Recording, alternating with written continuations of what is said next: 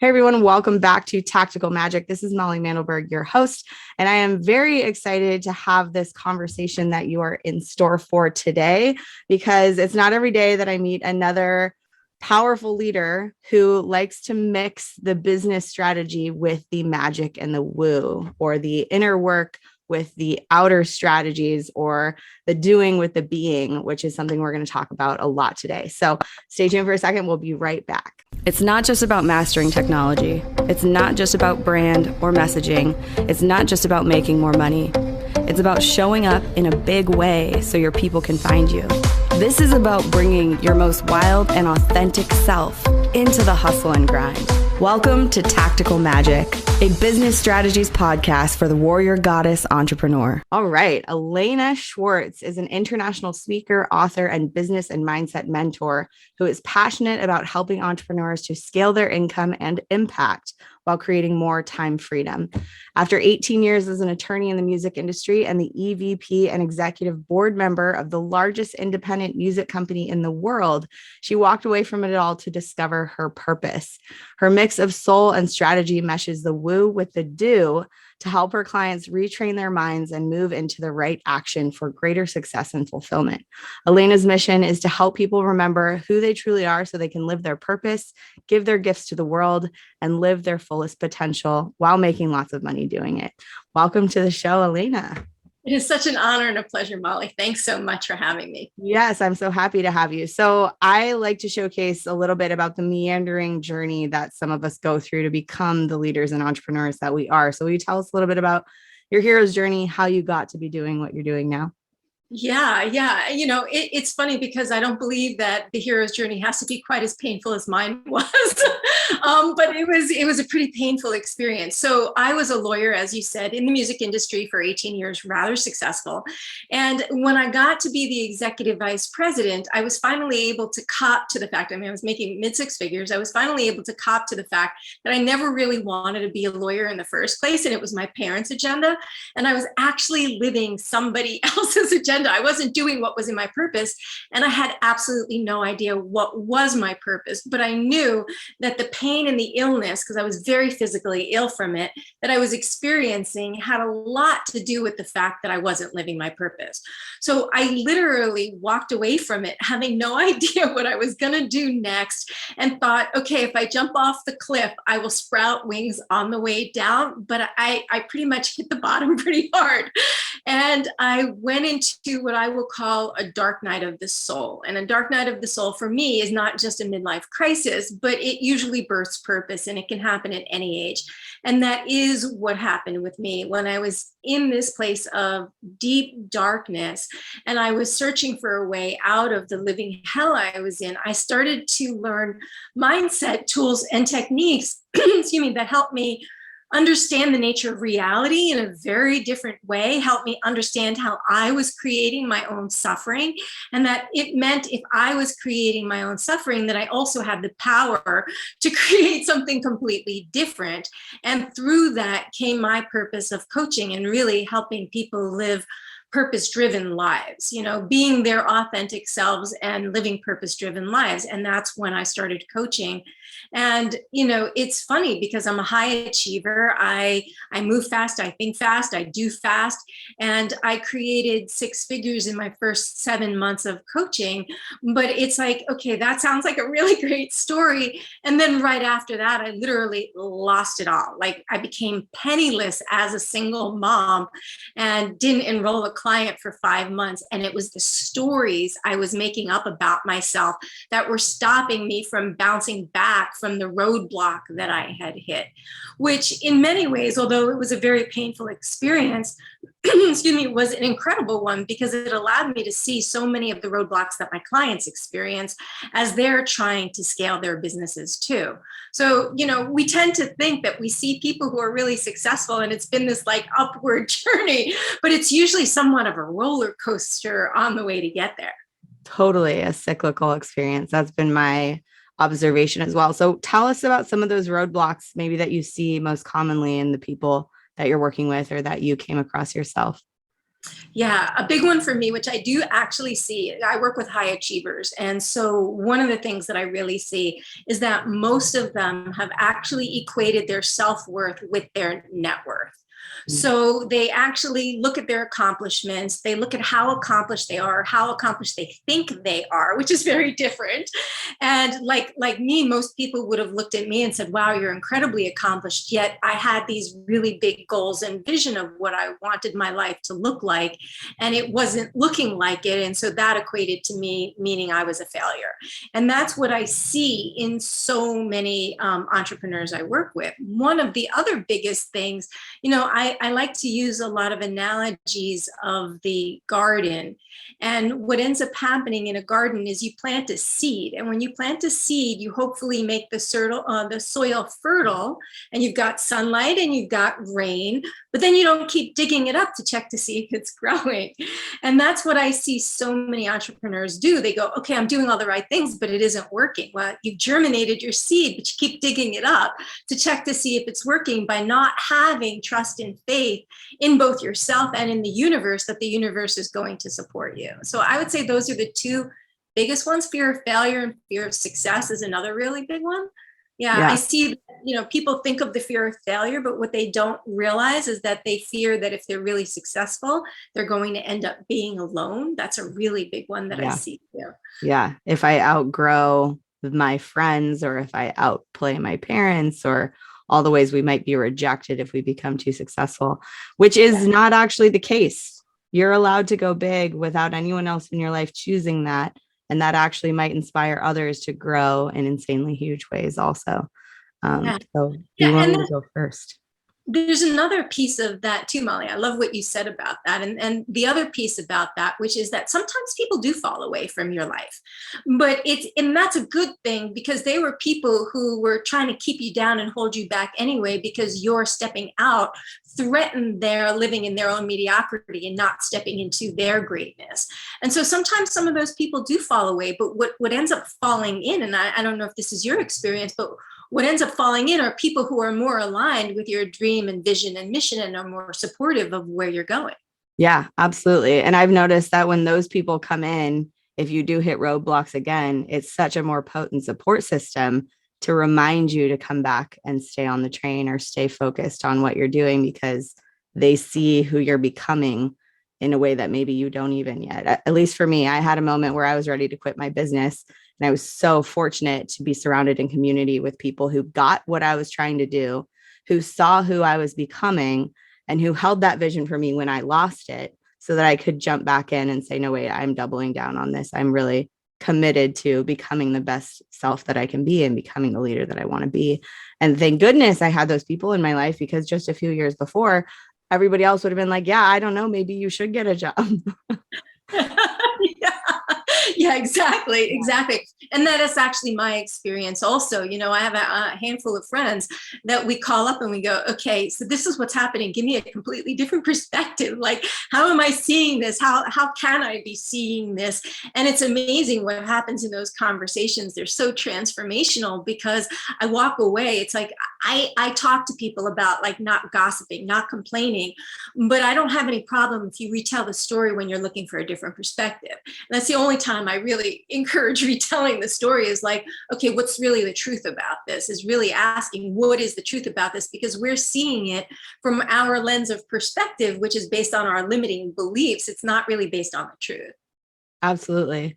Yeah. And I think that's one of the most valuable things about getting mentorship and getting support from a coach or from somebody who you enjoy how they see the world, or you admire how they see the world, is they have access to different possibilities and different points of view that you might not be able to tap into on your own. And that's a really powerful thing to choose to have in your life, that kind of mentorship and support. Um, Yeah. yeah. So I want to get back to the doing versus the wooing a little bit, and tell us how those two became distinct for you and how you're beginning to see them now. Yeah. Yeah. Experts will say, and I'm sure you've probably even said this before, that, success is 80% mindset, 80% psychology, and 20% tactics. I'd go so far as to even say 90% mindset and 10% tactics. The tactics are really important, but you can have really great strategies that don't work if you're not working, right? So like a lot of times when clients come to me, they think their strategies aren't working and they're looking for shiny object strategies. Like, what's the next strategy I can use? And they don't realize what the root of the problem is. The root of the problem is not strategies. Like, most of the strategies that are out there can work in one way or another if you work them, but you have to be aligned with it. And so for me in my own business journey, like when I created that 6 figures I was talking about, I had no strategy. I didn't really understand business the way that I do now, but I was completely and totally aligned. So clients just kept showing up without any real strategy. I'd show up places clients would show up. But then as I started to realize what happened when I, kind of lost it all, I was like, oh, I actually really need a specific strategy to come back. But even those strategies, I paid hundreds of thousands of dollars for strategies, and those strategies didn't work because my mindset was still trash. So I started to realize the balance of the two, and they're not necessarily equally balanced. But if you don't up level your skills, if you don't up level, the tactics that you're working, then you really are going to stay at the same level in your business. And the key for any of that to work, as I said, is those mindset pieces. So for me, I can talk about mindset. I have a couple clients who are very more analytical and linear, and I can talk about it from a scientific perspective, but my preference is to talk about it from a spiritual perspective, because it is universal law. It is how we manifest and create life into being. So there's, for me, that balance of the two. And as we just started to talk about right before we started recording, I have really felt this internal pull. I do a lot, my higher self and I are in business together. So for me, that's really key, is to check in with myself all the time and in with my intuition, and let that guide, the path that I'm taking, so that it isn't from an ego-based approach. It isn't from a limiting belief-based approach, but it is for what's in my highest good. And my highest good is actually directing me to let go of more of the tactical piece of that in terms of helping others, and really focus on more of who people are becoming. Because when we embody our authentic selves, then we always know the next right step to take anyway. Yeah, absolutely. And the energetic aspect of it is huge. I actually have been teaching a course called Peace with Money lately, which is not about business at all. It's really about the energy that we have in our relationship to our finances. And it feels to me, I already built this course because I believe this stuff and I know it, but to get messages back every single day or week from people saying, wow, like I've just been focusing on the energetics of this, and then boom, my money is growing. It just is like constant proof and a huge reminder that who we be and how we believe our reality to be and what we focus on hugely impacts what shows up in our reality. And to pretend that it doesn't is literally the only thing that keeps that from being the case. To pretend that it does, or to like hypothetically believe in this and focus on it, is the only way to actually prove it not true. Like, to go all the way in, you will notice that it is true. Like you said, it's universal law. So I love that. And I love that you're finding an organic, natural shift to doing what you're meant to be doing. And I think this is really relevant to a lot of the people who are listening on this call, because I built this business, I built this brand, I am this person now. I have to keep staying in my lane and going deep into my niche and focusing on what I've been focusing on, so I don't confuse people, so people know who to refer to me and all those things. And you kind of have to give up a lot of those pre-concerns, prejudgments about yourself as an entrepreneur, about your own business, to allow those divine downloads to come through and to navigate you to a deeper sense of self, a deeper sense of purpose, a more alignment with your true path that may look a little bit different than it's looked for the last few years. I think that's another limiting belief, as we were talking about them, that I have to stay with this because I've chosen this. And we call them niche switchers. I used to be a huge niche switcher at the beginning of my business. So I was really trying to figure out what I'm supposed to be doing, what my true gifts are. And still, even though I, like you, teach the doing and the being both, the being is what seems to be called for right now. And the being is really what people are craving. And it really does move the needle more, I think, than just focusing on the tactics. Definitely. I really love that, Molly. That's so brilliantly said, because it really is true. What I've experienced when I work with clients who are really receptive to the idea of being and really changing their being, usually, like, one of the biggest things they'll say when we're done with our program is, I know exactly what to do. Like, there's never a question. And it's not like they need to know the entire how. They don't know the entire how, but they know how to get in alignment now so that the how comes to them, because the how is not even our job. It's the universe's job. And we keep trying to control this situation and make believe that we're in charge of the how and effort our way to it, which makes us just burned out and exhausted. And as you said, like niche switchers, like I was a big niche switcher in the beginning too. And part of the reason I ended up going down the tactical was because I kept having coaches tell me, you can't just offer the being. Like, nobody's going to just pay for that. You can't just do it. This is what they pay for. And I bought into the hype, I bought into the hype of like, that's not true. Whereas if you have, I truly believe, if it's really calling you forward, if this really is your life purpose and you're living your life purpose, the universe wants to support that. That's why we're here. Like, we were encoded with this life purpose. We were given this life purpose, by the divine as an extension of source to be able to express that.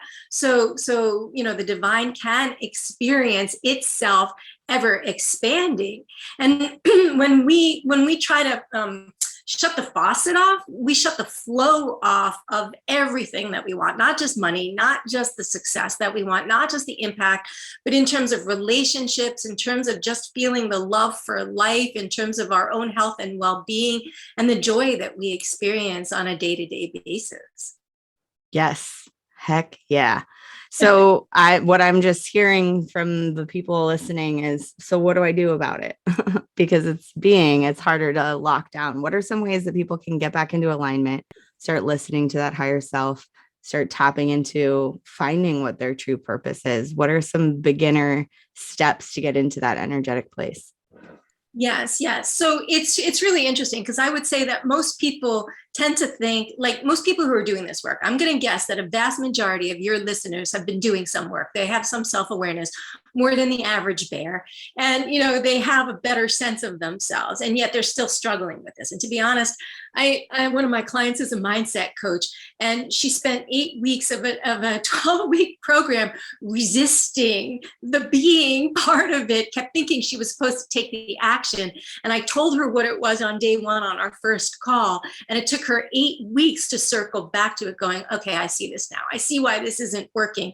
And you were right in the first place. And so it's resistance, because the thing itself, whatever it is, if it's a feeling, if it's like the obstacles that come up, that's not the issue. It's the resistance to them that actually is creating the biggest issue. And it's the resistance that's stopping those divine downloads that you were talking about, that's stopping us from getting in touch with our deeper sense of intuition and understanding, how, like, the path is being laid out for us. We're always getting the next step. The next step is always revealed, but we have to quiet the internal dialogue of our ego, of our subconscious mind, enough to be able to receive it. And most people cut off their ability to receive. They don't receive well. So they've manifested a ton of stuff that's out there in the quantum field, that's out there, in the void, but they're having difficulty actually bringing it into 3D manifestation because they're resisting themselves, resisting receiving it, thinking it has to come in a specific way. Like you said, for those people who are stuck of I got to keep doing this because I've invested so much in doing this. This is my niche. I have to keep doing it. Well, that actually is throwing up the resistance to where the universe actually wants to move you to, because the universe wants to give us more than we want to give to ourselves. So it's right there for us. And it's a matter of really doing practices that quiet ourselves and understand the beliefs. You don't have to understand the genesis of the beliefs and where they came from, but you do have to understand what's driving the show, because it really isn't you. Yeah. And I just want to take the scary niche switching idea off the table for everyone. It might be that your inner self is guiding you to switch niches. It might be that your inner self is guiding you to play bigger in some way.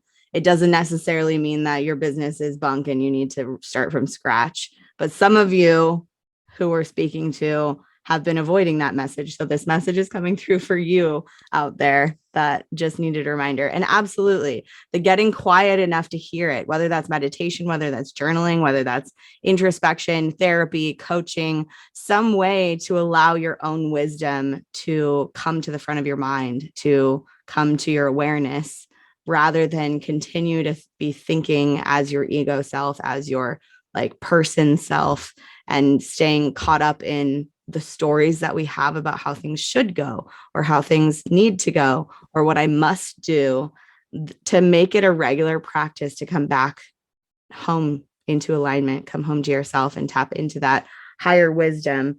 One of the things I love to do is when I'm journaling, because I write every morning and every evening before I get out of bed or before I go to sleep, I finish writing all the things that I want to write that my brain is saying. And then I just say, are there any messages for me today? And see what comes then. That's one way of me saying, okay, I'm done being the one writing. Now, whoever else needs to say something can come here and give me the words that I need. And almost always the voice of my writing changes from me to you, as if I'm being spoken to. And almost always it says something that I wouldn't have needed to say to myself or that I wouldn't have thought of myself. So that's just one practice that I use, that if anybody out there wants to try that, if you're already a writer, it's easier. But anybody can do it if you want to bring a journaling practice into your life. And of course, having somebody on your team like Alaina to bring you back to that place, to hold you accountable, to return there and to find what those gems are and be supported in the process of unfolding that is like hugely supportive, hugely helpful. I would not be who I am today if it weren't for the mentorship that I heavily invested in early in my business and still to this day. So tell us a little bit about how you work with people and what you have going on and how people can get in touch with you and all that. Yeah, so thank you for that. And I just want to say, by the way, that what you do, I love the journaling exercise you do, because I used to do that in meditation too, which is I'd start the meditation by asking a question. And invariably by the end of the meditation or within later that day, I'd get the answer to that question. So that was the way that I worked with it without doing the direct journaling. So I love that. Thank you. Yeah. So, one of the things that I offer is I do offer one-on-one coaching, and I do have group coaching, and my group coaching is changing a little bit to be less tactical and more on the being side of it, because, for me, self-love equals life purpose equals 100% responsibility for yourself. All of those words are synonymous with each other, equals money. Right? So when we embody all of those things, money becomes inevitable. Like it happens over and over again that I just see clients who, when they start to, as you said before, focus on the being, like magic seems to happen and manifestation follows in ways that we could never have predicted in terms of the opportunities that actually show up. There's opportunities all around us, but based upon our level of awareness, we can only see at the level of awareness. We can only see the opportunities at the level of awareness that we are now. So raising that level of awareness is key. So I'll be focusing more on that with my clients. And for your audience in particular, I wanted to offer something special. So rather than just being able to learn more about me, I want to do better and really offer to help your audience and chat with them individually and help them see what is it that is causing the blocks that's stopping them from moving forward and having the kind of business and life they want.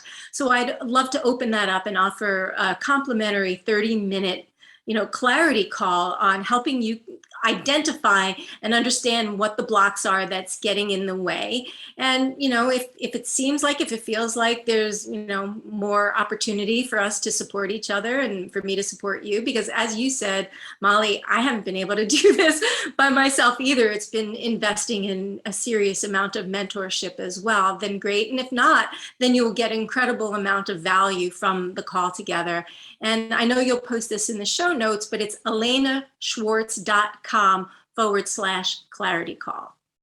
Fantastic. So we will put that link in the show notes for you all. And I highly recommend taking this brilliant woman up on 30 minutes of her time for you individually, a private session like that. We don't often invite you to clarity calls or to discovery sessions with our guests on this show. So if you're listening to this and you're running a business and you know that the woo is important to you and you haven't mastered that side of it yet, definitely take Alaina up on that. One of the things I like to do at the end of every episode is, you've covered a lot of beautiful wisdom and guidance for people today. Are there any last words of wisdom that you want to leave people with? Yeah, it's something that is so key, which isn't something that we're taught how to do, which is really trust yourself. That the path to entrepreneurship, the path to stepping out into your greatness is to really be able to trust yourself and know that you were put here to do the work you were put here to. God didn't make mistakes and didn't start with you. So you came here for a purpose and to live that purpose as grandly as you want. And being able to step into that with your own authenticity does require self-love, does require to trust yourself and start that journey now. Yes, probably you're already on that journey. And yes, take it seriously now, with as much fun and play as possible. Yes, I love that. Yeah. Will you also tell us, you're an author? Will you tell us about your books briefly before we sign off? Yeah, I have a book coming out next month, actually, called The Winning Mindset. So it is a multiple author book, and there's a whole chapter that I wrote on how to get into flow. So I actually love to give really practical tips when I talk. And so that chapter has a lot of practical tips on how you can get more into flow. I can talk about flow from, being masculine, feminine energy, where masculine is hustle and feminine is flow, and both men and women have masculine and feminine energy. We can also talk about moving more into universal flow as well. But when you're in flow, you're able to receive those downloads. You're able to be guided, by your higher self to what's really in your highest good, and to be able to step out and with a lot less, obstacles and pain and discomfort, because you're being guided to what the next right step is. And so in that chapter, I give a lot of practical tips on how to step into flow. Awesome. So everyone take a look for that book as well. We'll put a link to the show notes for that also, or that will be on your website, right? Yes, it will be. Absolutely. Great. So check out alainaschwartz.com and find that book. And I'm so grateful we had this talk. I feel much lighter and inspired and just really glad to be connected with you, and really happy for hopefully everybody listening to have access to more of the witchy woo-woo magic. I also just want to point out that even though you and I do very similar things, I feel like no competition and all prosperity consciousness. And that's the beauty of running businesses with awareness and with the magic involved. Is I know that the people out there who are a great fit to work with you are going to get to find you, because I got to showcase you in this way. And I feel like it was absolutely my pleasure and gift to get to have you on my show today. So thank you for being here. Oh my God, what an honor and a pleasure. And I really love that, because that is also, so much more of the feminine way also. And I mean, feminine energy, which is that there is no such thing as competition. There's only collaboration, and rising tides definitely raise all ships. And, competition is a scarcity mindset. Yeah. So living in abundance, understanding there's enough for everybody. Yes, definitely. Awesome. Thank you, Molly. Thank you again. Yeah. Pleasure. Yeah. And thank you everyone for listening. Please tune in next week for another episode of Tactical Magic, and we'll see you again soon. Bye.